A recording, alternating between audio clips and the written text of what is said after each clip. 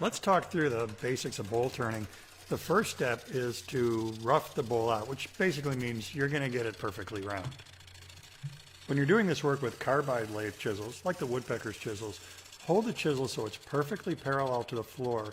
Set the tool rest so that the tip of the chisel is right on the center axis of the bowl. With a round cutter, you can easily use the side of the cutter in addition to the tip. Here's what's happening next. We need to produce a tenon on the bottom of the bowl.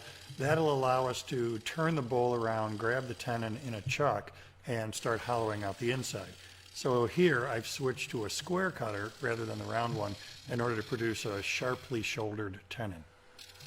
There are commonly two types of cuts we can do in lathe turning, scraping and shearing.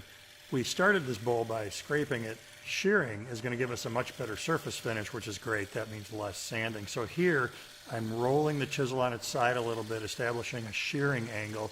And we can tell this is happening a couple ways. One, I'm getting long curls, peels off the bowl instead of dust. Also, look at the shine, the gloss that's appearing on the bowl. That tells us that it's nice and smooth and is not going to take a lot of sanding. Let's have a look. I'd start sanding the outside of this bowl with 180 grit paper. With another chisel change, we can start accenting, decorating the outside of the bowl. In this case, this chisel will allow me to put a really nice clean V cut in the bowl.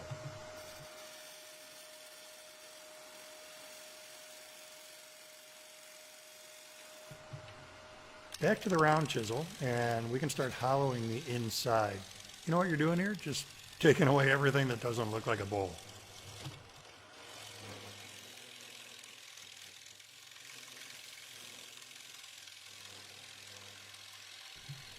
I love watching the chips fly as we hollow out the interior.